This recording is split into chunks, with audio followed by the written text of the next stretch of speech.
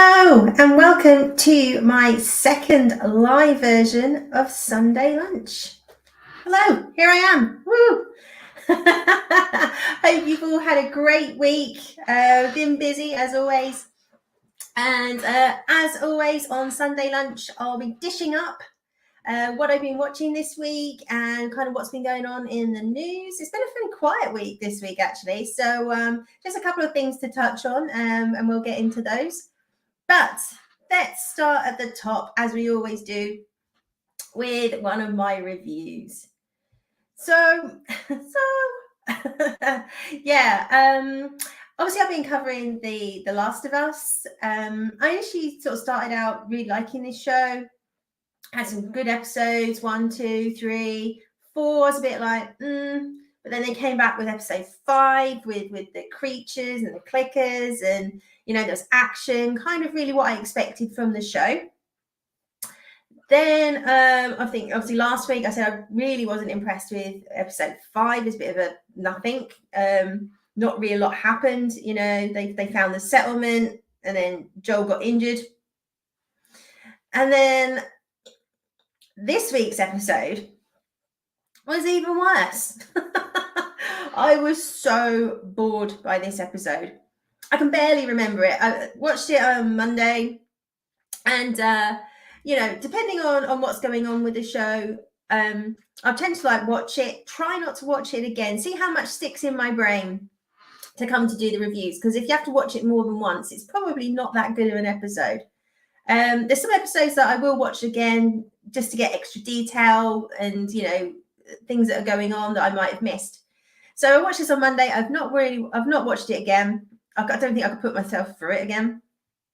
And all I really remember from this episode is we start off with Joel, who's obviously injured, Ellie just wigging out and trying to help him.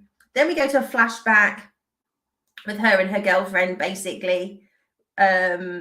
Before she met Joe, her friend was joining the Fireflies, is obviously who Joel's trying to get her to. And it's just an episode of them wandering around talking about their fifis in some old shopping mall, and they go on a carousel.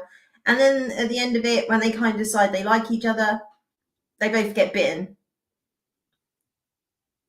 That boring. In an adult show, exploring two 13, 14-year-old girls, feelings and arguing and stropping and having teenage strops isn't particularly compelling, FYI. So yeah, really massively disappointed in where this show's going. There was always a risk. We all knew what The Last of Us Part 2 game brings, and it does really seem to be heading in that direction. We've only got a couple of episodes left to go, and already there's been stuff out saying that the season finale will be controversial. Haven't said what it is, but could upset the fans.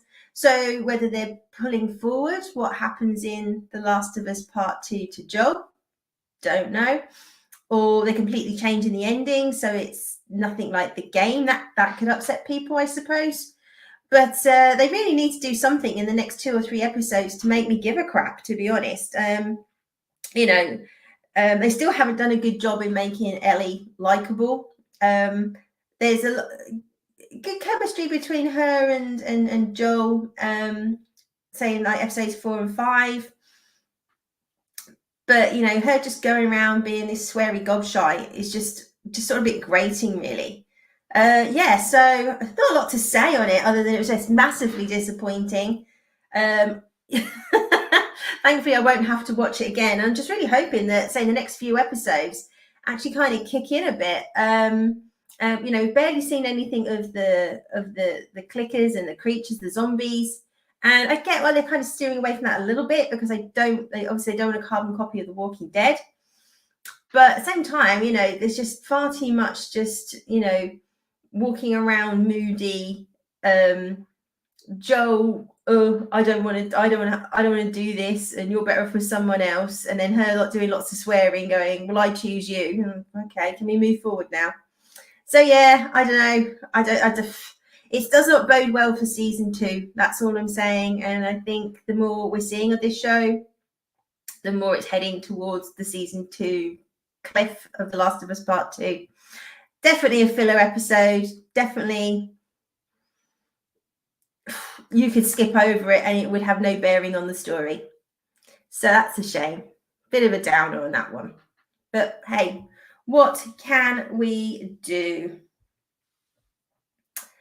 Yeah, now something I'm really excited about. Let's get some good news going here.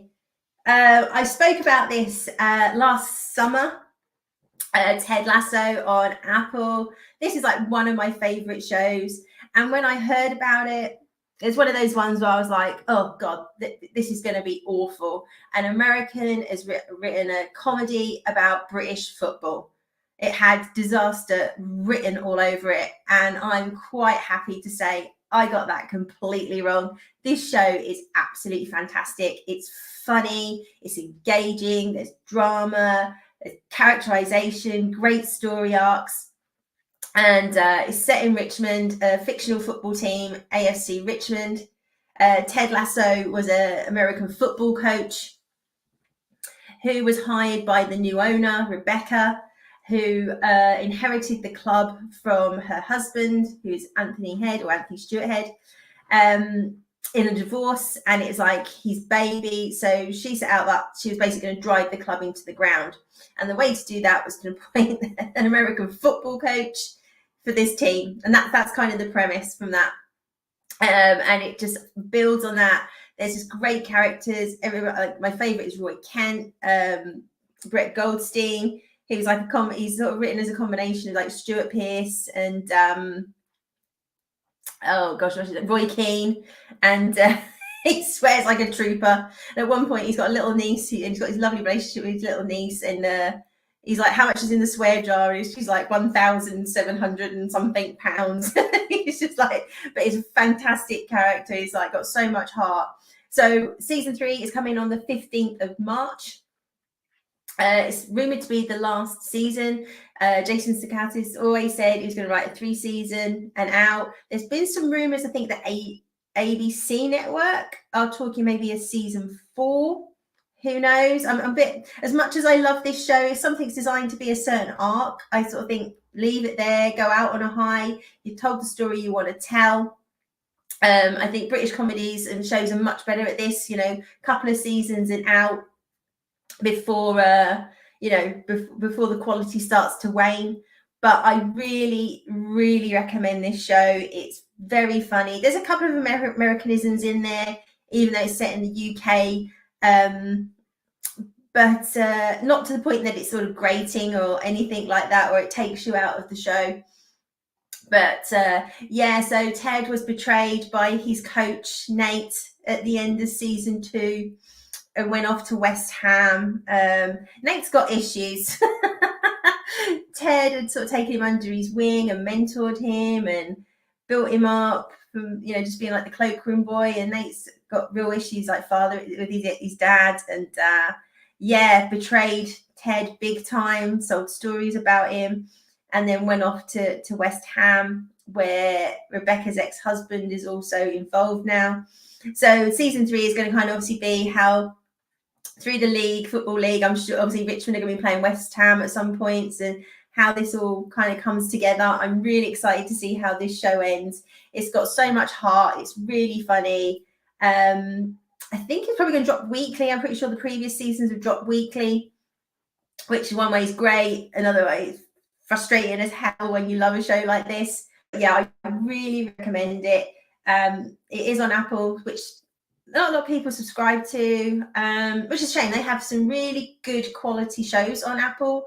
I'm quite a big, it's more quality than quantity, because I think they've got the cash to do that. So there's some other shows on there. Severance, which I love. Wait for season 2. That's a Ben Stiller production, not a comedy. Well, there's hints comedy in it, but not what we expect from Ben Stiller. Slow Horses, Gary Oldman, fantastic show.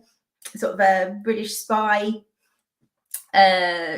show, really good. And I'm currently watching Servant, which is sort of supernatural with Rupert Grint. Last season, I think we've got a couple of episodes left to go. That's quite an intriguing show as well. So there's some stuff on there. It's just not my cup of tea. And they are taking their time building up, but the quality of the shows is really, really good. So if you've got a little bit of extra cash and or wondering about changing some of your streaming services, I do recommend Apple. So it's not a huge amount of content on there, but what is on there is in the main pretty good. So yeah, go check out Ted Lasso. As I said, March 15th. So that one's in my diary and I cannot wait for it. So moving on to another review, and there will be spoilers if anybody hasn't seen all of Tulsa King yet. So plug your ears. I'm going to be sort of covering this off. This show is fantastic. Paramount Plus. Obviously, the money they're making out of Yellowstone is I think it's definitely paying some dividends, that they're able to invest in some good shows. You know, I think like all the streaming services, it's a bit iffy. For one good show, you do get some trash. But Tulsa King has, beat my expectations, basically. Obviously, Stallone, what you get is what you see. You kind of know what sort of show you're going to get with Stallone. And so where do we get up to? So he'd gone back to New York for the funeral.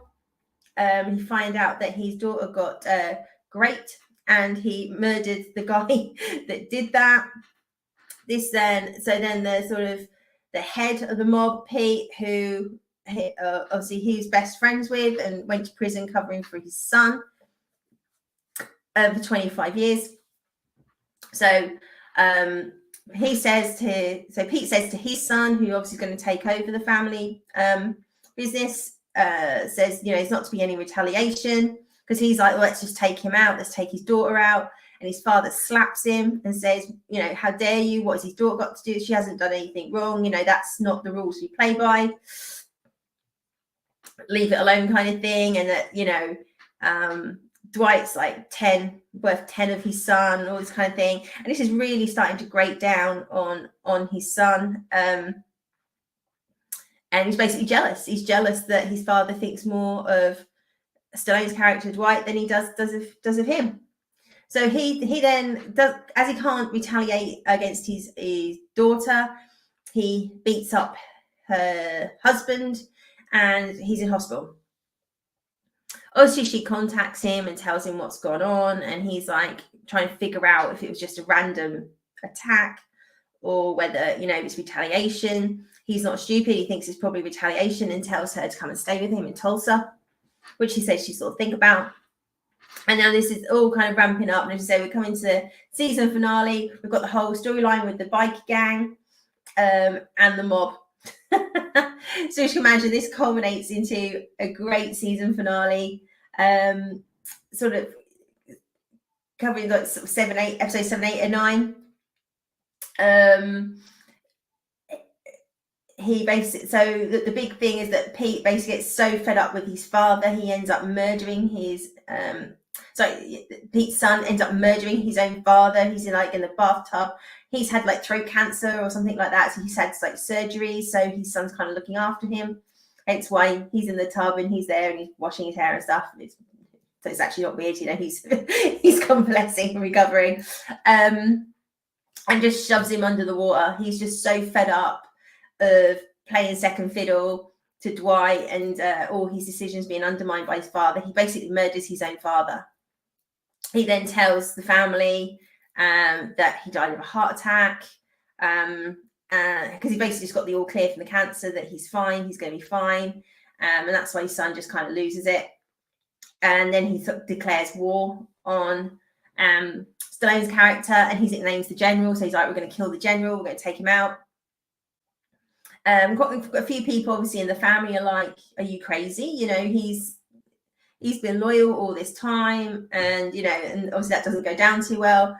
But a few of them go to see him, and they end up jumping ship and staying with Dwight and taking sides. We then, with the bikie gangs, they come after him, and he's with the policewoman. She gets shot by the head of the gang. And Dwight feels like he's responsible. He's with her. They both shoot. He goes to visit her in hospital and says, "Look, I'm really sorry. I'll take care of you. Don't worry." Because she's like, "I'm going to lose my job. Obviously I've given you information." He's like, "Don't worry. I'll take care of you. This isn't your fault. It'll be cool." They then obviously go after the bike gang. The guy that owns the weed shop is also quite techie. We find out he sells like Bitcoin. He steals from others and then buys his own Bitcoin. So he's been like racking up the money, and he finds out he basically can hack the biker gang leader's accounts, takes all his money. He's got like $8 million in an account. He takes that money. The guy absolutely loses it. And then they come after them at the roadhouse. They notice how they rig it all up. They come in trip wires. There's a massive shootout, and ultimately Dwight just takes out the head of the biker gang. There's a head, like deer head, on the wall, and he just slams his head into the antler thing, and then just to make sure, because that wasn't enough, he then takes his gun and just blows his brains out. So this guy is 100% dead. I mean, there's absolutely no messing with the general. So all this happens. He sorts out the biker gang. The guy from the mob comes to Tulsa. He basically just sends him away with a flea in his ear, just saying I have nothing to do with the family anymore. I'm my own man. I've got my own business here. You leave, and you don't come back, and you leave my family alone. And I say a couple of guys join Dwight, and he's sort of sent off with a flea in his ear. I'm sure that will not be the last we hear of him. I'm sure he's not just going to roll over. But it sort of culminates in that we kind of think we've got a happy ending. He's obviously had the roadhouse refit. It kind of jumps to 3 months later. His daughter's there with his grandchildren. He meets his grandchildren for the first time, and they're riding on the horse that he saved. And it all looks like it's all working out. And then right at the end, he comes out the bar. A woman asks for him. He goes out. It's the cop. And he's talking to her, and he's, "Oh, I'm really glad you could come. I'm glad you're okay, blah, blah, blah." And then a whole load of police cars all turn up. He ends up getting arrested for trying to bribe a police officer, because she basically, her disciplinary, they sort of say, "You're on probation for 6 months, blah, blah, blah, but you need to do something." And so when he sort of said he'd take care of her, he transferred her a substantial amount of money to make sure she'd be okay, so she lost her job. And she basically used it against him. His daughter comes out, and she's like, "Oh my God, what's happening? It's happening all again, isn't it? You're being arrested." And he's like, so he's betrayed by the policewoman. We don't know what's going to happen with the mob. We're sure they're going to come after them, and the biker gang is no more. It was like a non-stop episode. It was great. Or 3 episodes. The tension builds, the character building, and the moment where the son kills his father and pushes him underwater. I was probably "Oh my God." Patricide, that's hardcore. So this show was fantastic. I believe it has got a season 2. I haven't read that, but talking on Facebook last night, I think Ian mentioned that there is a season 2, which will be great. So I cannot wait for season 2 of this show. It just, from the get-go, it just came out of the gate. Stallone is fantastic in it. He's had some great scenes.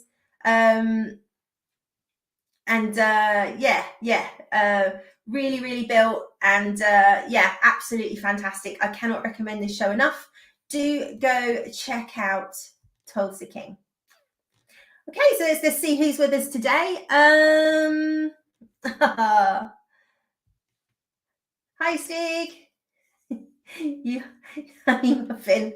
I'm not sure what a honey muffin is, but I'll take it. Thank you, Stig. I'm very well, thank you. Enjoying chatting and interacting with you all on these live shows. I will get to grips with it. It's a little bit, but hey, got to start somewhere, right? But I really appreciate you joining me, so thanks. My mate Matt. Hi, Matt. Lunch, you're making me hungry at midnight here. Hey, you can have Sunday lunch whenever. It's totally cool. Chuck in a roast. I'm not judging. Nothing wrong with a little midnight snack, Matt.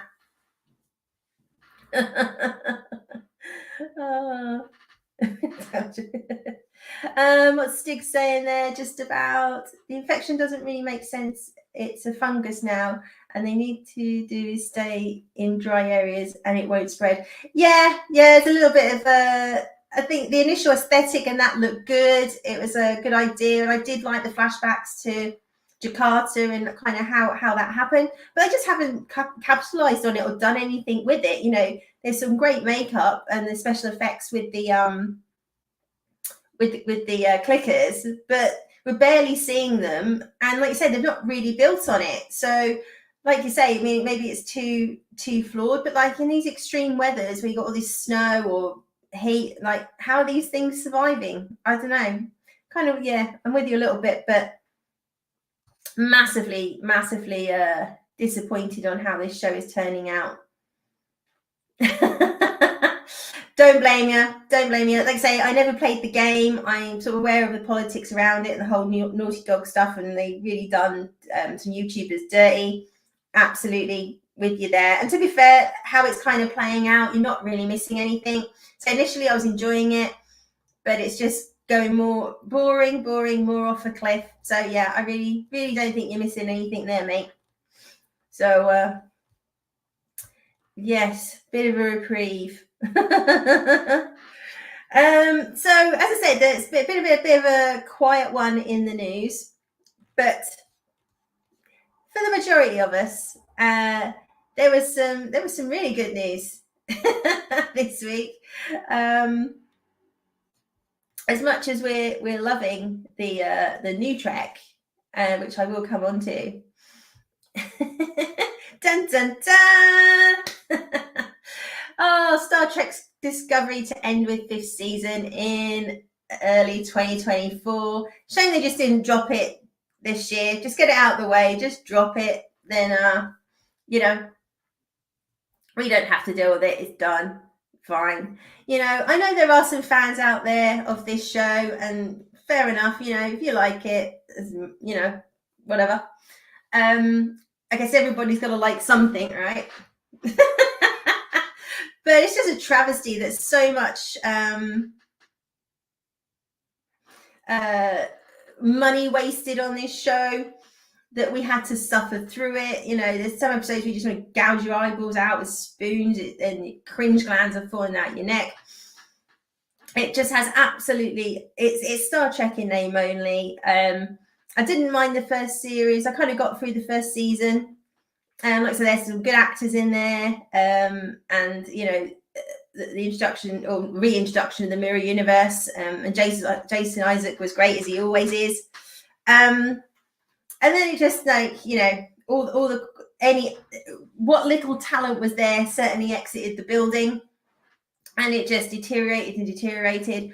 I watched the first episode of season 3, and that's when I was out. I literally could not watch anymore.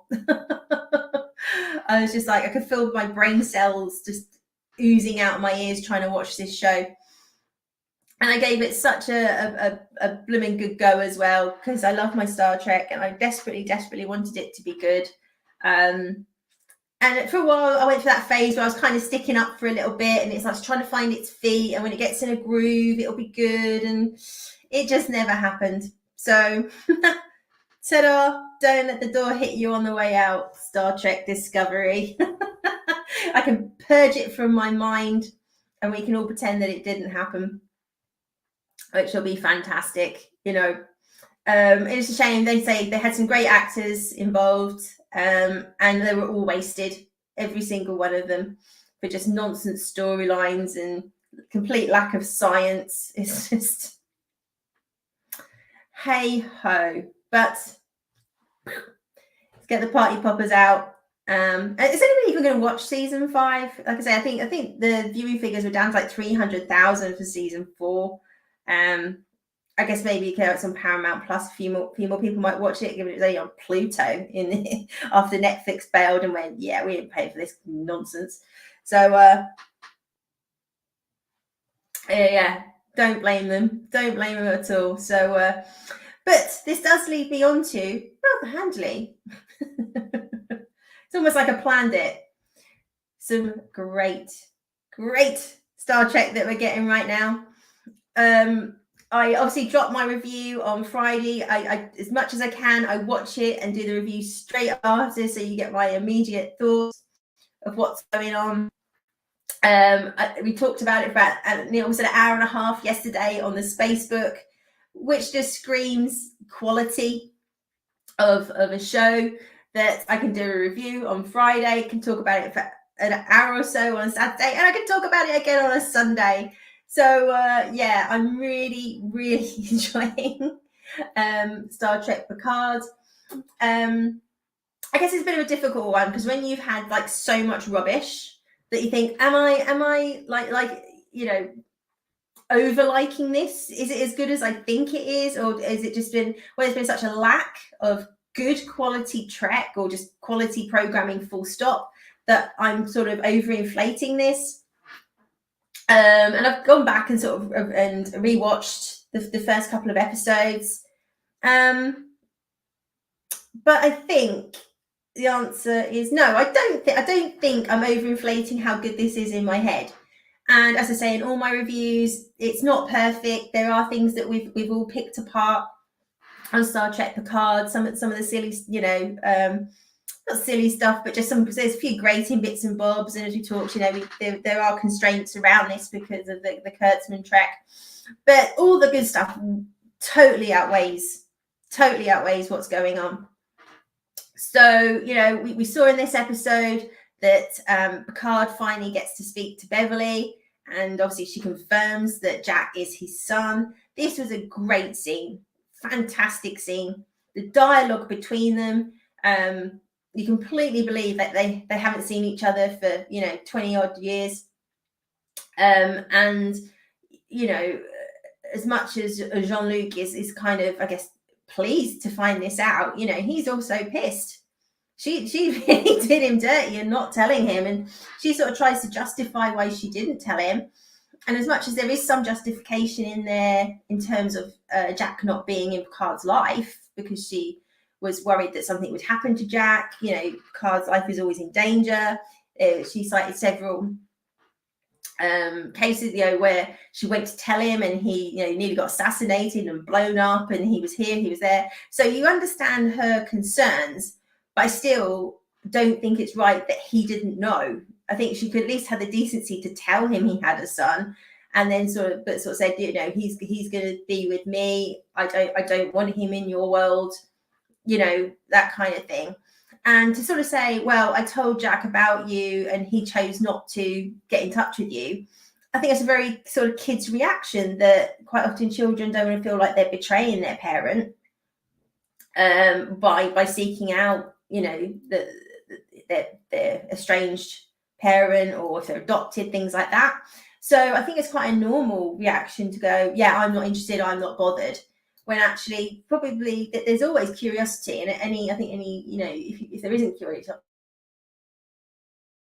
curiosity, that's very. I meet their parent, biological parent, at least once, right, and try and summon. So I think the reactions were really realistic. The writing was the dialogue was spot on, and Picard just didn't roll over and go, "Oh, that's fine, Beverly. Yeah, you're right. I'm wrong." Which is the Picard we've seen in everything up until this point. In Picard 1 and 2, he was just like proper, like, that's not okay. And how dare you use my fears against me, or guess what it was, how I was going to react and what I was going to do and how I felt about this, sort of how dare you? And I thought it was cracking, absolutely cracking. And the good thing, and what's done so well in this show, is like one of the big complaints we have about New Trek is that they're always talking about fifis and feelings and crying. Now, this is obviously a very emotive subject, and they are talking about their feelings, but it doesn't detract from the action in any way. It doesn't feel like it's shoehorned in there or rammed in there just so we can get a little bit of oh, you're wonderful, amazing, and let me have I told you this episode how amazing you are? Oh, I don't think I have. You know, there's none of that nonsense going on. It all fits to the story. It carries the story forward, and it makes it interesting, you know. So we kind of go into that, understand, and then we sort of straight back to the action again. So yeah, I'm loving this stuff. The dialogue between Picard and Riker. At one point, he's like, "Oh, you know, you'll be calling me number one." Picard says to Riker, which is just fantastic. Riker's face is like, "Okay," you know, in the way they just work together. Riker explains the maneuver that he wants, and Jean-Claude's already on it because they've worked together so long. It's like, you know, finishing each other's sentences type thing. He was just on it, done it. I am so intrigued where this show is going. We've got the subplot with Rafaela or Raffi and Worf, and they're sort of sparking off each other, you know. As I said yesterday on the Facebook, Matalis has done the impossible. He's sort of made Raffi tolerable. You actually don't mind watching her on the screen. And as I said last week, I think the personality of Worf goes really well with Rafaela. And I, you know, seeing how that's going to develop and evolve. I think, you know, well, again, Worf will make her watchable. So how their storyline then ends up coming back and linking in with what's going on with Picard and Riker and the others, can't wait to find out. We've still got some of the old crew with Geordi still to be introduced. Can't wait to see how that's going to happen. Is he going to steal the Enterprise D from the museum and go and rescue Picard and Riker and the others? Don't know, because you know, there's got to be a point where, you know, once the ship hasn't checked in for a while, that Starfleet's going to be looking for them, I guess, right? So yeah, I mean, there's more positives to talk about this show than the negatives. If you want to know the negatives, go check out my full review. But I just really want to reiterate that I'm loving this show. It's fun. It's making you think. You want to, like, where's it going? Who's this? Who's that? Which, you know, I haven't been able to do with Star Trek in forever, and a lot of our franchises again, we've just not had that. So it's absolute joy to be able to gush about this show. Like I say, it's not perfect. Some of the criticisms they've done it, I think, are fair. Some of them, I think, are just, you know, knocking it for knocking its sake from what I've seen. But I think the majority of the reviews are pretty fair and pretty balanced. So yeah, definitely. So do go check out Picard. As I always say in my reviews, if you're out, you're out. Completely understand, but it's definitely worth a watch. Amazon Prime and Paramount Plus, so hopefully you've got one or the other. I think it's really important to support Terry in this, and fingers crossed he gets more opportunity to make good Star Trek, but Hollywood's stupid, so who knows? Who knows? Moving on. Now, yes, that is in Korean, so I'll forgive you for not knowing what that says. This is The Glory. We had the first part, I think the end of last year. It's obviously a Korean show. We're getting the second part dropping this month on Netflix. If you're into your K-dramas, I highly recommend this. If you go back and check out some of my nerdy weekly roundups, I had the weekly reviews on this show. It's quite a disturbing story of a young girl. Well, it's set current time, so she's an adult now, but we get flashbacks to when she was a teenager at school. And she was heavily, I use the word bullied, but it's past being bullied. You know, the girl was repeatedly burnt with hair tongs, and she's still covered in the scars now. She was assaulted. You know, just relentless bullying from sort of, I think, 5 classmates. There does seem to be quite a sort of class system still in Korea, almost like more of a caste system like we've got in India, that, you know, if you're poorer or from the wrong side of the tracks, it's very different kind of, you know, set up to what we have here, and the social mobility is quite difficult. But very, very well acted, great storyline. So we see her all grown up, and she's basically enacting her revenge plot against the now grown up bullies. And there's obviously things from their past that's going on. She's digging up dirt about them. We find sort of her main nemesis, Park, who's a TV weather host now, married to a very rich, influential guy. They have a daughter, but it looks like the daughter's not her husband. It's a guy she's having an affair with, who she's known as part of this gang from school. So she makes him aware that he's her father, and it's like she's basically sort of infiltrating and breaking up the friendships. And ended on a great kind of cliffhanger. We've got another subplot with a doctor that she's met who's helping her with this revenge plot. So I'm really looking forward to part 2, how this all resolves. Does she get her revenge? We found out that a girl died in the past, and who was responsible for that? Do we find that out? Does she, she's kind of built a relationship with her nemesis's husband. How does that play out? So he now sort of knows what she was like at school. There's just so much going on in the first season, but done really well told. Like most of the K-dramas are. They have good pace, good acting, attention to detail, and they follow through. All the threads follow through. So I'm really excited for part 2 coming up. I'm not sure the exact date in March. I know it's this month. I need to find out. I think it's towards the end of March. But I'm really, really looking forward to how this all plays out. Oh, Dan's here from the Space Book. Hi, Dan. K-pop and K-drama now. I should try one of these shows. Definitely. I think I watch. There's not a lot on Netflix that I actually watch these days, but the K-dramas is definitely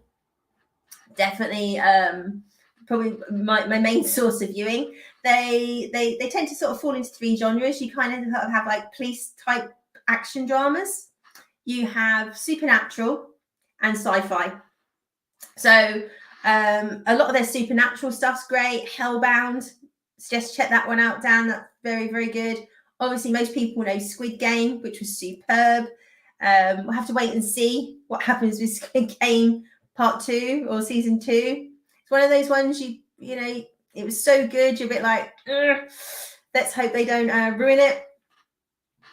But so far, most of the Korean dramas tend to have like 1 season. They're sort of 16 episodes and done, or they do 2 seasons of 8. So very similar to sort of UK, how we used to be sort of 2 seasons of stuff and then out. So yeah, we'll see. But I've got a bit of faith given the quality of the other K-dramas that I've seen. I'm currently watching one on Amazon Prime called Island, which is set in Jeju Island. Again, a supernatural one with like demon hunting and things like that. And there's one called Train, which is on Now TV, which is kind of like parallel dimensions. This Korean stuff just blows your mind. And if you haven't seen Train to Busan, cracking film. If you like your horror and your zombies, this film is superb.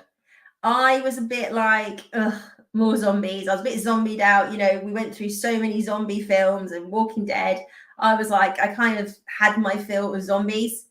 But I watched this and, I was on the edge of my seat at the end of it, screaming at the TV. It's a fantastic film. It's more than just a zombie film. It is done so well. Highly, highly recommend Train to Busan. So there's a few for you to check out there, Dan. If you want some more, I will DM them to you. But I love my K-dramas. I'm not a big fan of K-pop, but K-dramas all the way.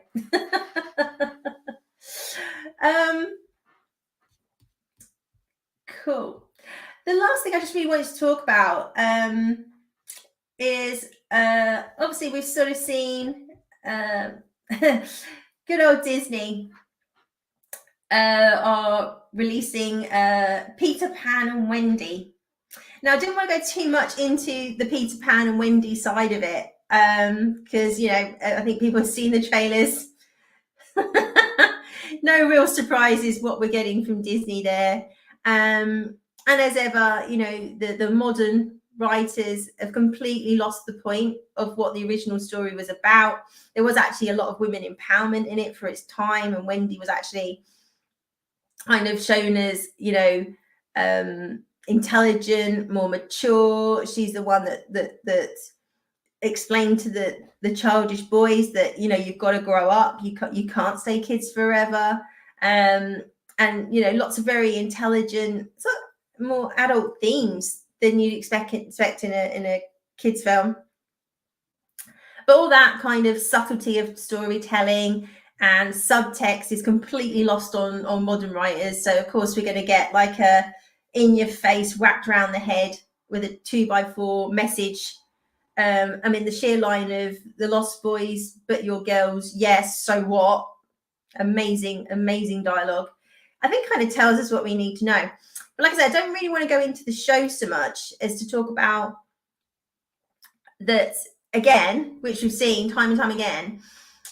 The trailers are getting ratioed into oblivion and the comments are turned off. And it's just something a bit like, you know, Disney just sticking their fingers in the ears and like, la, la, la, la, we can't hear you. We're going to give you what you need, not what you want. And, you know, constantly just churning this stuff out, but turning, you know, the comments off kind of leaves a bit of a bad taste in my mouth. You know, if you don't want to hear what your customers have got to say, people are going to turn up, and this is what we're seeing with Marvel. I mean, again, this week, the writer of Quantumania and the guy that plays Kang have both turned around and go, I don't care that you don't like this film. I stand by my writing. This is a great film. I don't care what the customers think. I don't care what the audience think. And it's like, well, I think you kind of need to care. You know, this thing in Marvel standards is a huge flop. You know, it needs to make something like $700 million to break even. It's only up to about $300 and something million. It's third in this week's box office in America, and Cocaine Bear is only slightly behind it by $8,000. You know, and to have the audacity to keep sitting there going, we don't care what you think. You're just going to consume and watch and consume and watch. The arrogance of it is off the scale.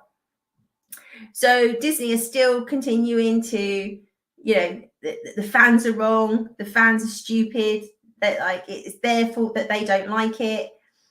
And then also at the same time, you know, we're seeing from Amazon. I saw Az's video this week.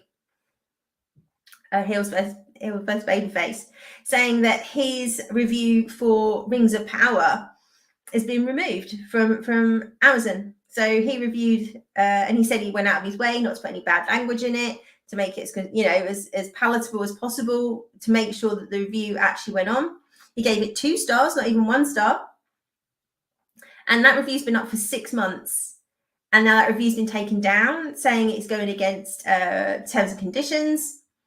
So either they've changed the terms and conditions, or, you know, with Warner Brothers talking about bringing out their own new trilogy, Amazon's trying to double down and prove that this thing has viewers and supporters. The scores have been locked on IMDb for ages, but to actively now start to censor, take down negative reviews so people can't even find the negative reviews. I mean, you know, it's almost like they forget that YouTube and the internet exists. You know, once it's out there in the world, people can find it. They can dig it up and they can find it.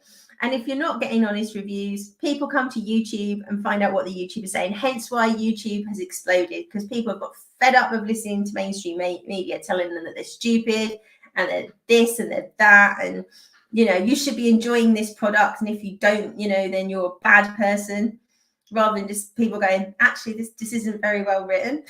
It's not very well directed. Why am I such a bad person saying that this is bad? I don't know. But it's yeah, it's not a good thing. People should be able to, you know, voice their opinions. I think, you know, if you keep it about the product, about the story. I don't agree with people necessarily laying into the actors or the actresses. you know, being personal about them. It's not their fault, the material they're given a lot of the time. And also the way it's obviously twisted to make up that people are attacking the actors when people actually aren't at all. They're just saying, again, this character's not very well written, got nothing to do with the actor or the actress. I'm sure they're lovely people, but this is dirge. But this constant censoring of opinions and views and putting stuff out there that they know is going to tank, and then turning off comments so people can't turn around and say, this isn't what I want. It's not good at all. We just keep seeing increasing amounts of censorship. Again, I think I kind of had a bit of a resurgence in buying physical media. Like everybody, I kind of just got used to everything being on streaming. But every week you hear that this episode's disappeared from this streaming services. This episode's been taken away. You know, recently I just bought Bottom seasons 1 to 3, as certain episodes have been taken off iPlayer or BritBox or whatever it is they're on. And then, like, I mean, come on, this is Bottom.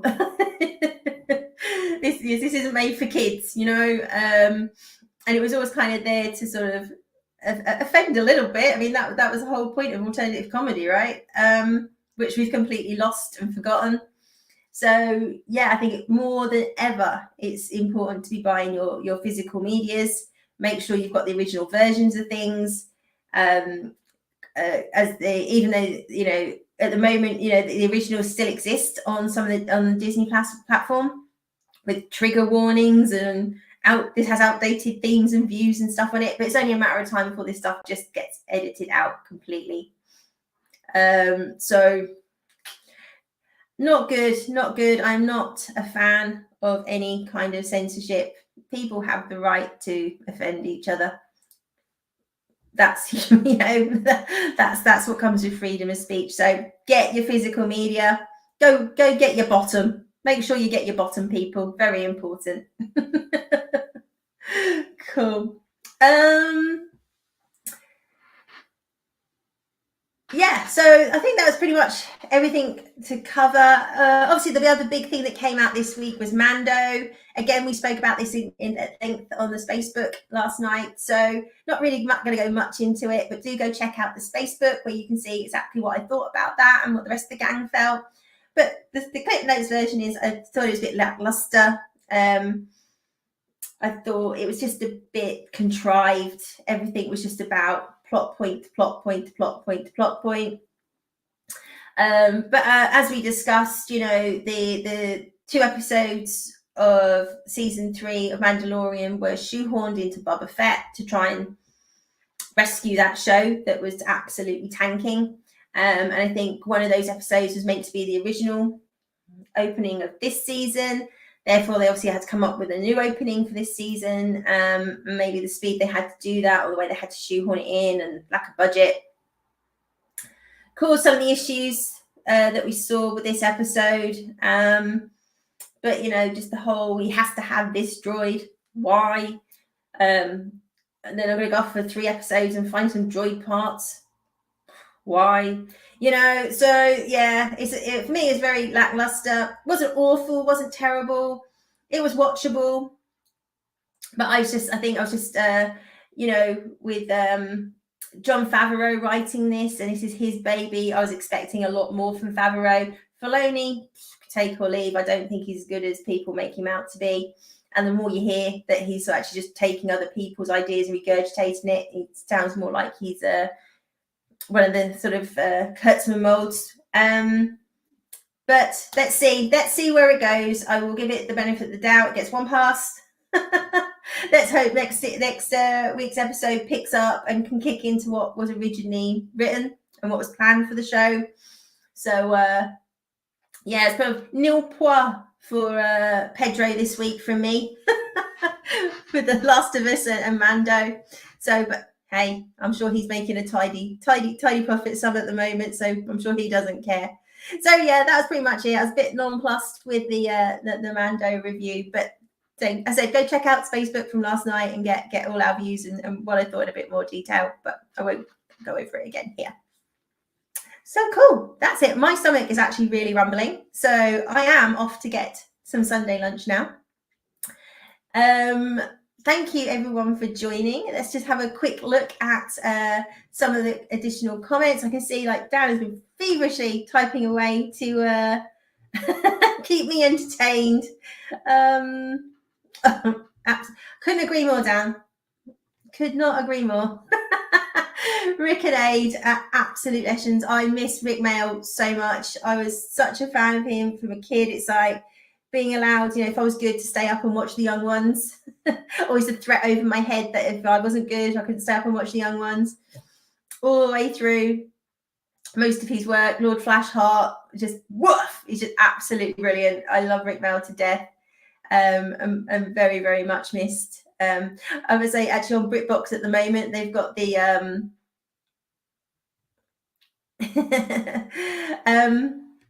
thanks, Dan. I've got, oh yeah, BritBox, they have the Comic Strip Presents. This sort of predated everything. It had like Robbie Coltrane, Aid Edmondson, Rick Mail, Peter Richardson, Nigel Planer, Francis Saunders. Pretty much anybody who was anybody in the alternative comedy scene back in the 80s are in these. Some are better than others, but one of my all-time favorites, which I rewatched the other day, was More Bad News. So there's Bad News and More Bad News, where they play this fake heavy metal band. Absolutely hilarious. So great fun. So if you got BritBox, go check out the Comic Strip Presents. I don't think actually that's been edited yet, so that would guarantee to I think upset some modern principles. So go check it out. So as I said, anyway, I'm going to go off, have some Sunday lunch. Nice roast, I think. But anyway, thank you so much for joining me. Thank you for your comments. Means a lot. Good to know I'm not just sitting here talking to myself. But hey, can't disagree with yourself, can you? So always a good thing. So take care. Have a great week. You'll find me on probably the Facebook at some point next week. Look out for my Picard episode 4 review on Friday. Again, I'll try and get it out straight after I've watched the episode. And back for more Sunday lunch on Sunday. So you take care. Have a good week. Bye-bye.